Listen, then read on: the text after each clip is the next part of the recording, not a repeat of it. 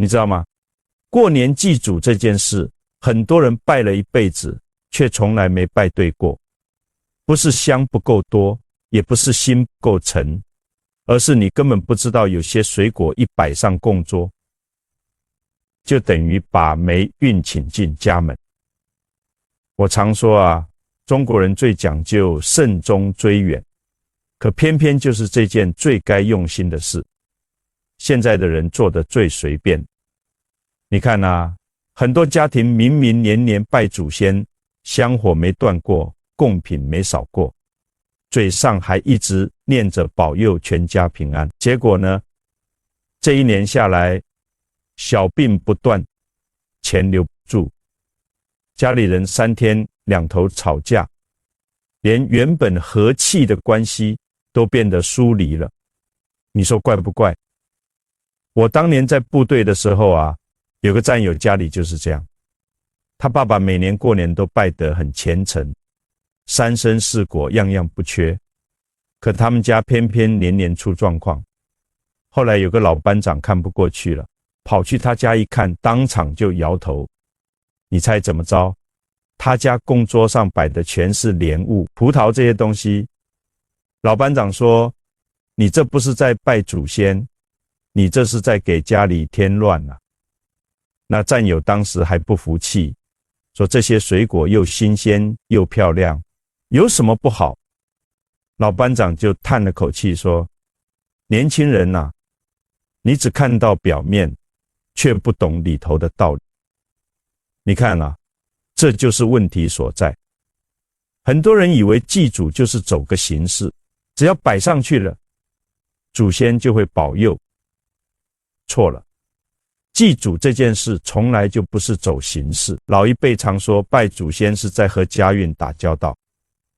你摆在桌上的每一样东西，其实都是一种讯号。你供什么，怎么供，用不用心，祖先接收到的感觉完全不同。先说第一种不能用的水果，中空的水果，像莲雾这种，看起来漂亮，摆在供桌上也很体面，可在老一辈眼里，它是空心的代表。你想想看，你拿个空心的东西去拜祖先，这不就是告诉他们，你这个子孙心不在焉吗？你可能觉得这说法有点夸张，那我换个角度问你，如果你请客吃饭，端上来的菜看起来光鲜，结果一夹发现里面是空，你心里会不会不舒服？对不对？祖先也是一样的道理啊。祭祖讲的是实在，不是表面功夫。中空的象征本身就讨喜。我见过太多家庭年年用同样几样水果功德心安理得，却从来没人告诉他们，那些水果在民俗里其实是禁品，不是迷信啊，而是一种长期流传下来的经验总结。你可以不全信，但不能完全不懂，因为祭祖这件事本来就不是用来挑战运气，而是用来稳住一家人的气场。第二种不能用的是整串的水果，葡萄、龙眼、荔枝，一串一串的，看起来很丰盛，很多人还觉得这样才显得诚意十足。可你知道吗？在传统说法里，这类水果有一个接一个的意思，用在喜庆场合可能没问题，但放在祭祖桌上却被视为不吉利的暗示。老一辈最忌讳的就是把这种连续发生的象征放进家运里。你不希望家里出事一个接一个，那就别在祭祖时无意中把这种讯号送出去啊。还有第三种情况，更是许多家庭一直在犯，却很少有人明说的，那就是特定几种水果的组合问题。不是说水果本身不好，而是因为在台语或民间说法中，它们连在一起会形成非常不好的谐音。你看啊，很多事情偏偏就是这样，你越不在意，它越容易应验。不是祖先要为难你，而是你自己在无意中踩了雷。说到这里，你可能会开始想，那到底该怎么选才不会出问题？其实答案一点都不复杂。祭祖用的水果从来讲究的是实心吉利，单纯，不是越多越好，也不是越贵越灵，而是稳稳当当，让祖先看了顺眼，吃了安心。真正有智慧的家庭，祭祖时反而越简单，越不会出事，因为他们懂得拜祖先的重点从来不是摆给别人看，而是在为一家人的下一年先把气场稳住。你如果认真对照自己家里过年的供桌，可能已经发现有些习惯其实早就该改了。可问题还不止水果这么简单啊！很多人听到这里，心里其实已经有点不安了，因为开始发现，原来自己家里这些年一直做的事，并不一定都是对的。但真正的问题还不止水果。祭祖这件事最怕的不是你少做一次，而是你在不该随便的时候太随便。尤其是过年这种一年里气场转换最强的时候，一点小细节都会被放大。我常听人说一句话，反正祖先也不会计较，这句话听起来很轻松，却恰恰是很多家庭运势走下坡的开始。老一辈讲祭祖，讲的从来不是讨好，而是尊重。尊重不是用嘴说的，是用态度表现出来的。你准备贡品时有没有用心？你上香时心是不是定的？甚至你在供桌前说的话、穿的衣服，祖先都感受得到。很多人不知道，拜祖先时说话其实非常关键。过年本来是迎新送旧、聚福气的时候，但有些人一站在供桌前就开始抱怨这一年赚不到钱，抱怨身体不好，甚至当着祖先的面说一些吉利的话。你以为是在发泄，其实是在把负面的讯号直接丢进家运里。老一辈为什么一直强调过年不要乱讲话？不是没有原因的。你在最重要的时刻说出口的每一句话，都会变成一种暗示。还有一个常被忽略的细节，就是拍照。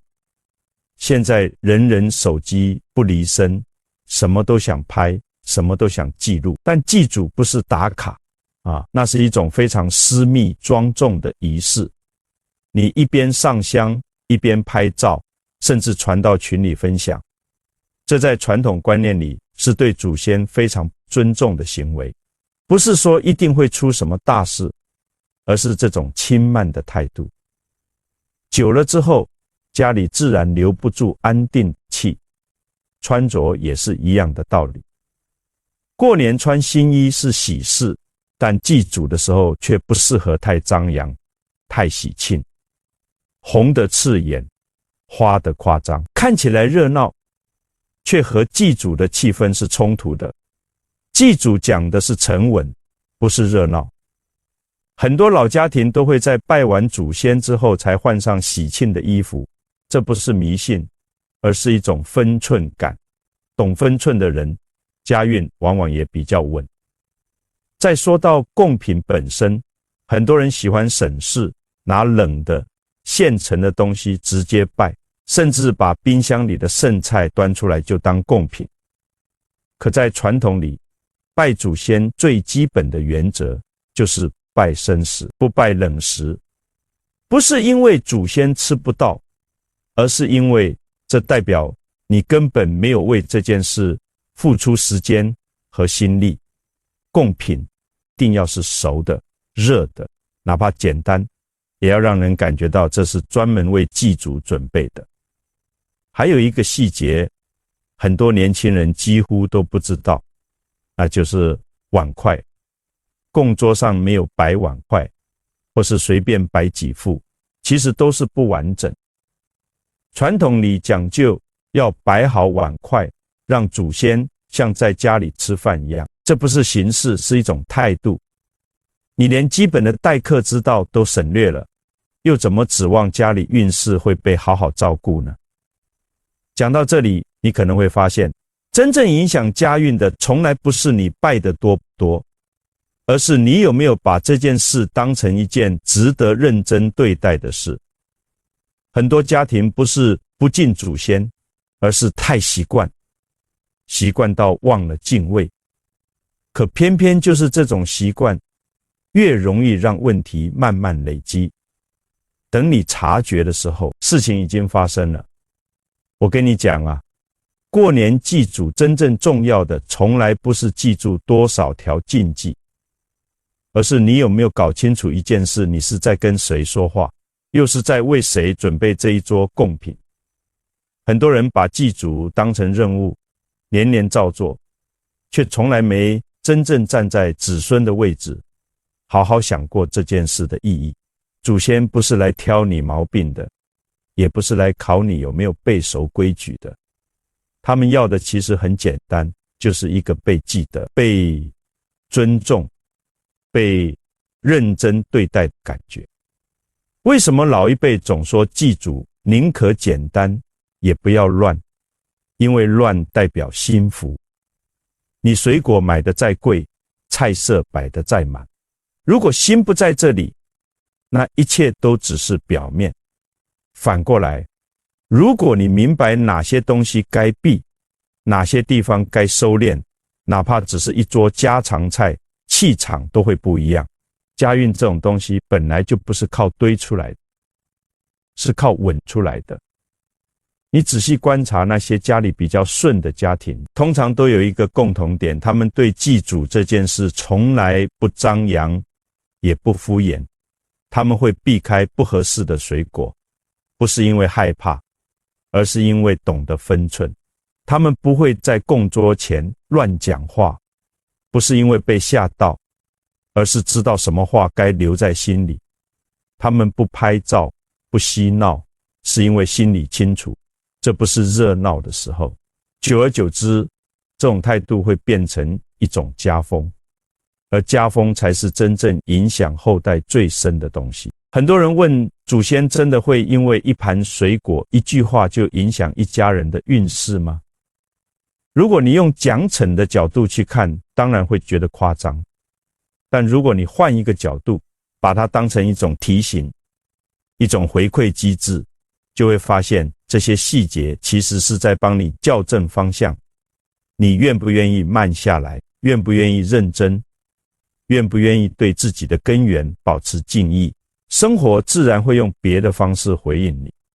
所以回到最一开始说的那3种不该用的水果，他们真正要你避开的，不只是谐音，不只是象征，而是一种随便的心态，中空的提醒你别空心，整串的提醒你别让问题连着来，不急的谐音提醒你在重要时刻别乱给自己下暗示。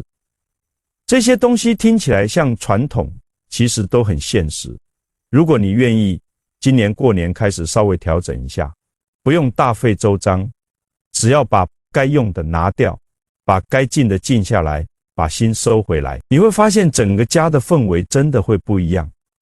也许不会立刻大富大贵，但很多人会先感觉到的是家里少了争执，身体比较不容易出毛病，事情没那么卡。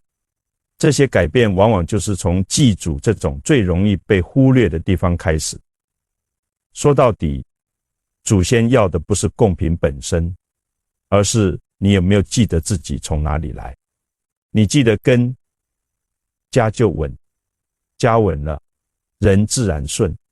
这也是为什么老一辈一再叮咛，过年祭祖这件事千万别随便，不是为了吓你，而是希望后辈走得更安稳一点。你看啊，中国人的智慧就在这里。我们不求大富大贵，只求平平安安。可偏偏就是这个平安2字最难守住。为什么？因为很多人以为平安是求来的，其实平安是稳出来的。你把该做的做好，把该静的静好，把该避的避开，日子自然就稳。记住啊，祭祖不是迷信，是传承，不是形式，是态度，不是负担，是根源。你把这件事做好了，就等于把一家人的根扎稳了，根扎得稳，树才长得正，树长得正，果才结得好。这个道理放在哪里都一样。所以啊，今年过年你别再随便了，该避的水果避开，该收敛的心收好，该说的话好好说，该做的事认真做。祖先看在眼里，家运自然就顺了。这不是玄学，是人情世故，不是规矩，是分寸拿捏。你把这些事都想通了，做顺了，下半辈子自然就轻松了。